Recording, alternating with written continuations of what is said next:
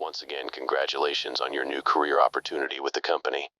This instructional video is funded by the Coalition of Labor Practices of the company. Upon viewing this video, you agree hereby that any physical, mental, and/or spiritual injury and/or death is entirely the fault of yourself and your fellow crew members. This instructional video will cover the different fauna and entities you will encounter during your expeditions to the designated company moons. To make the immediate danger each entity poses easier to understand, we have given them 5 different levels of classification. Entities from D class are considered harmless. Entities from C class are considered low danger. Entities from B class are considered moderate danger. Entities from A class are considered high danger. And finally, entities from S class are guaranteed to pose existential danger. We will begin with D class entities. These entities are harmless and are usually found outside of company facilities. The roaming locust is a species of grasshopper. Unlike some species which are more prone to jump or fly, roaming locusts are almost never grounded and stay close together, even when in smaller numbers. They will quickly disperse when a predator disrupts them, but are highly attracted to light. Another creature you may come across are Manticoils. Manticoils are a passerine bird of the family Corvidae. Their bodies are quite large compared to their early descendants, and their wingspan ranges from 55 to 64 inches. Their most defining characteristic is their set of 4 wings. Their back wings are mostly used to stabilize when at low speed, while their front 2 wings create the majority of lift. Their round bodies are a striking yellow, but with black outlines or stripes along their primary, rear feathers. Manticoils mostly feed on small insects, but can also feed on small rodents. They are highly intelligent and social. They pose little threat and have a generally passive temperament towards humans, although they are capable of transmitting rabies, rubenchloria, and pit virus. The next category are C-class entities. These creatures pose low danger to human beings. First creatures in C-class are the circuit bees. The circuit bee, also known as red bee, is a eusocial flying insect of the genus Apis, a descendant of the honeybee. Their appearance is quite recognizable from their hairy, red bodies and 2 sets of wings. Like their ancestors, they are well known for their intelligent social behavior, large colony size, building wax nests which they use to store honey, and their important role in pollination. Unlike the honeybee, which often chose high places such as trees to construct its hive, red bees create their hives on the ground. Red bees are highly defensive. They will leave the nest to attack any creature that comes within several meters, leaving behind only the queen and drone bees. This bold behavior is enabled by their most defining ability, which is their electrostatic charge. Red bees produce friction with the air.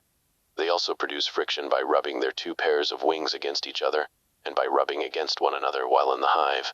What allows them to create such a surplus of electric field compared to the honeybee is still under research, as they generate a stronger electric field when panicked or angered.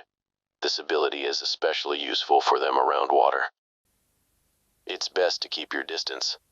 If a red bee hive is stolen, red bee swarms will enter an onslaught in which they attack any living creature. This destructive behavior will last until they have located the hive or completely exhausted themselves, which can take hours to days. They have been known to leave behind fields of bodies of small rodents, insects, and even some larger mammals, and in rare cases they can start fires. Their strong benefits and drawbacks to their ecosystems are highly debated. The next creature in C-class is the Hygrodere. The Hygrodere is a eukaryotic organism classified within the paraphyletic group Prostida. With the incredible speed of reproduction, these small organisms can multiply to millions. Hygrodere rarely split apart, instead choosing to form large, viscous masses which can take up large amounts of space and become a danger to deal with, requiring large tools or lures to relocate. Hygrodere are drawn to heat and oxygen and can detect it from seemingly anywhere. There's almost nothing organic they can't convert to their own body mass. Nothing has been found to poison them. Constantly replacing themselves, they can persist for hundreds of thousands of years. If you ever find yourself cornered, find a tall object to stand on top of. Hygrodere have trouble climbing. The next creature in C-class are Spore Lizards, colloquially named puffers or spore lizards. Lacerta glomerorum, of the family Alligatoridae, is one of the largest and heaviest reptiles. Despite their large mouths, they are herbivores and do not have a strong bite. The bulbs on their tails are believed to secrete a chemical, which attracts and accelerates the growth of the fungus, species Lycopodium perlatum, which it can then shake to release spores as a defense mechanism, a unique example of a mutualistic symbiotic relationship. Spore lizards have a very timid temperament, tending to avoid all confrontation if possible. If their attempts at threat display are not effective, they may attempt to attack, so it's not recommended to corner or chase one. There are historical records that spore lizards were at least partially domesticated hundreds of years ago. However, this effort was set aside by an initiative to harvest their tails for their medicinal properties. The final C-class entity are hoarding bugs. Hoarding bugs, of the order Hymenoptera, are large, social insects. While often found living alone, they have been found to share their nests with members of their own species. They measure a height of 3 feet on average, with bulbous bodies. The thinness of their fluid and blood and the material of their carapaces contributes to their low weight, making them capable of flight with their membranous wings. It also makes their bodies somewhat transparent. Hoarding bugs were given their name due to their territorial nature. Once they have chosen a place as their nest, they will seek to adorn it with any object they can find, and will protect these objects as a part of the nest. Hoarding bugs are not so dangerous alone as they are in large hives. However, if left alone, hoarding bugs are surprisingly neutral and pose little danger. Hoarding bugs will attack you if you get too close for too long. We move on to the moderate danger entities of B-class. These entities are extremely dangerous if you are alone. The first B-class entity is the Snare Flea, a very large arthropod of the class Gylopoda. Its body produces a silk which it primarily uses to propel itself to places where it is concealed. Its exoskeleton is somewhat fragile, and they can die from long falls. The Snare Flea does not produce venom, nor does it have a strong bite. It makes up for this weakness with its ability to tighten itself around large prey to suffocate. The Snare Flea thrives in dark, warm areas. It cannot survive low temperatures and generally avoids open air and sunlight. If ensnared, remove the Snare Flea as soon as possible. The next B-class entity is the Baboon Hawk. Baboon Hawks are a primate of the family Cercopithecidae. They are hunchbacked but can stand up to 8 feet on average. Their heads are bony, with bird-like beaks and long horns, which they use like skewers to gore and feed on prey. Their horns are made of keratin instead of bone like the rest of their skulls, and they do not contain nerves or blood vessels. As a result, baboon hawks can often break their horns from the force they apply, then fully regrow them within the same season. Baboon hawks partly owe their name to their large wings, which could never carry their large body mass, and are used instead for intimidation and protection from the elements. The largest baboon hawk troop ever observed was made up of 18 baboon hawks. They are loosely territorial, and much of their behavior is motivated by intimidation and display. They can become collectors, using any flashy or colorful object to mark their territory. As lone scouts, baboon hawks are generally timid and won't attack unless provoked. In greater numbers, they can become a great danger. Sticking close to others and making yourself seem dangerous is the best way to prevent an attack.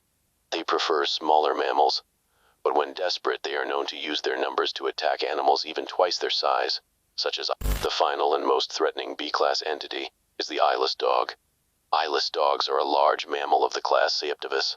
They are social, hunting in very large packs. They have also been called breathing lions for their recognizable sound and large mouths. They are endurance hunters and attempt to make up for their lack of sight with their sense of hearing.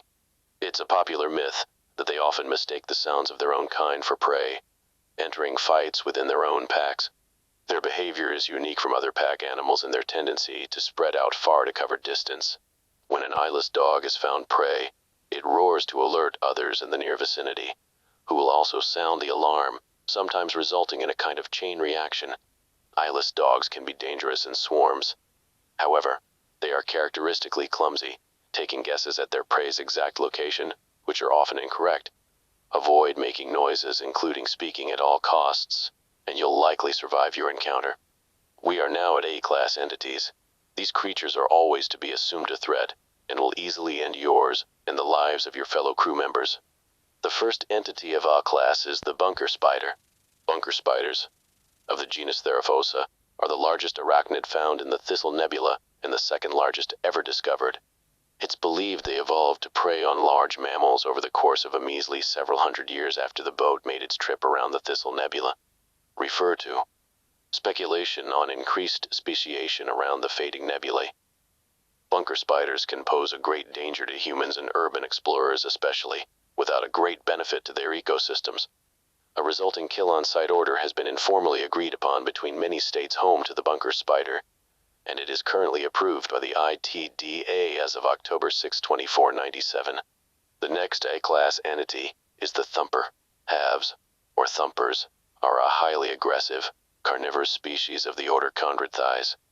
Their skeletons are cartilaginous, giving their bodies a stretchy and rubbery quality. Their name comes from the fact that they must eat their bottom legs in order to escape the shell of their hatched egg. Their bottom legs are hardly functional to begin with. Their arms, or front legs, are very strong, and they occasionally use them to stomp prey. They can reach great speeds in a straight line. They are relentless hunters, typically at the top of their food chain. Their main weaknesses are their intelligence and complete lack of hearing. If you come across a Thumper, your best means of survival are leaving its line of sight, as it is slower around corners and can't easily track prey. Due to the fast and volatile evolution of this species, some theorize that halves are one of the examples of an increased number of mutations causing higher levels of speciation in planets around the Thistle Nebula.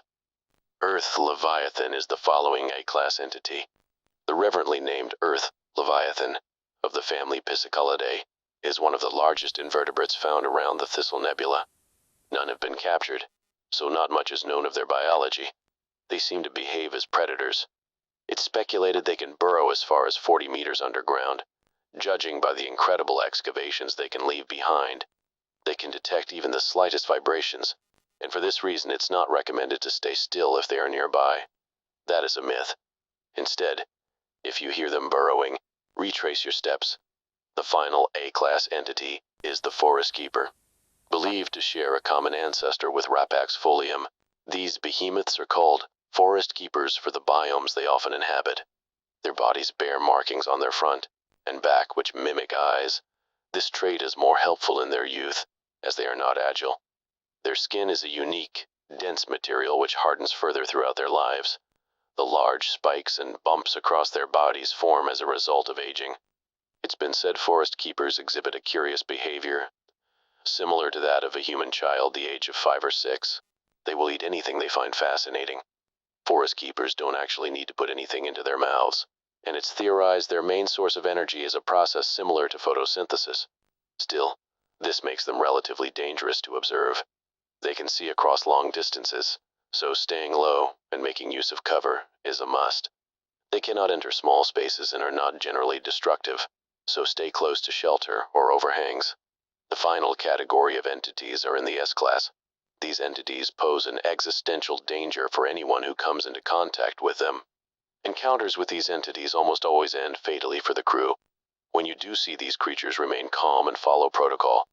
However, when protocol fails, attempt to survive. The first S-class entity is the Coil-Head. Vircoligerus, or colloquially named Coil-Heads, have not been studied extensively due to their extreme unpredictability and dangerous properties. They have been known to combust into flames when being dissected or even deactivated, and they carry dangerously high levels of radioactive particles. Due to this and other reasons, it has been highly speculated they were created as biological weapons of war. Although this has not been proven, Coil-Head's visual appearance is that of a bloody mannequin with its head connected by a spring. Their defining behavioral characteristic is to stop when being looked at. However, this does not appear to be a hard and fast rule. When they encounter a loud noise or bright light, they sometimes appear to enter a long reset mode. So long as someone is looking at one, a Coil-Head will not attack. The next S-class entity is known as the Nutcracker.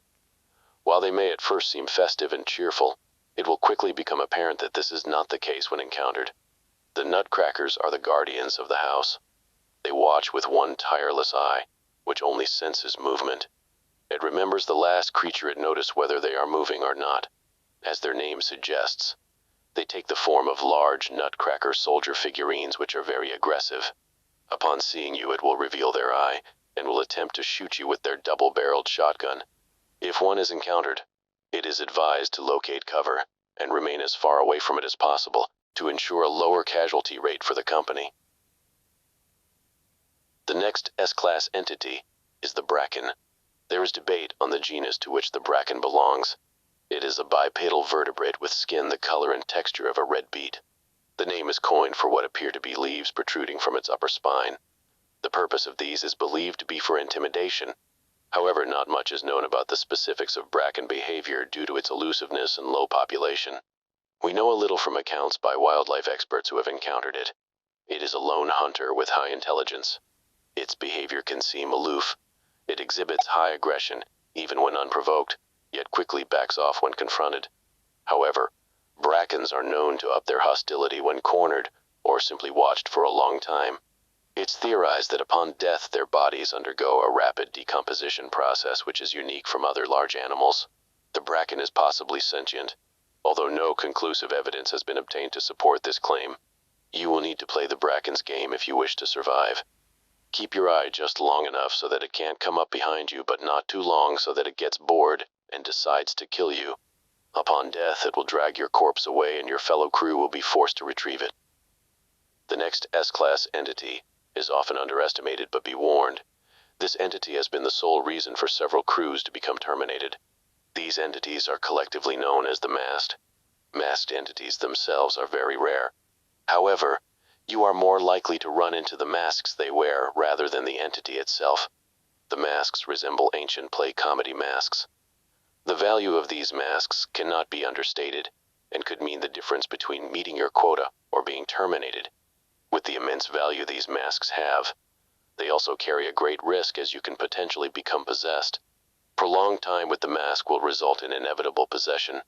If a fellow crew member becomes masked, you must accept that the person they were no longer exists and must be killed on sight. Failure to follow protocol and put aside your emotions could potentially allow a masked to grab and regurgitate blood into you, both killing you and turning you into a masked. Masked are known to mimic human behavior, and thus if a comedy mask is found, become suspicious of your entire crew until the mask is safely relinquished to the company. The next S-class entity is more akin to superstition rather than physical science. This entity is known as the Ghost Girl. The Ghost Girl is described as clad in a red dress adorned with white polka dots. She uniquely targets a single crew member at a time, remaining invisible to others until the haunting begins. She doesn't immediately go for the kill. Instead, she indulges in a period of haunting and toying with her victim. In rare cases, they will single out their prey from others. It's during this time that she transforms into a genuine threat. When she starts skipping towards you, swift evasion is crucial. This signals her intent to go in for the kill or decapitation. The final S-class is the most peculiar and threatening of the S-class entities, known by many crews as the Jester. Jesters, given that they appear to be diminutive jack-in-the-boxes with legs at first glance, might seem somewhat adorable due to their short size. But beware, these creatures are ticking time bombs. If one is encountered, it is highly recommended that you exit the industrial complex. You cannot hide from it. This concludes the Bestiary instructional video. In the event you or another crew member perishes while on duty, it is recommended, but not required, to obtain the corpse and bring it back to the company. Every scrap counts. We once again congratulate and thank you for your new career with the company. Happy scrap hunting.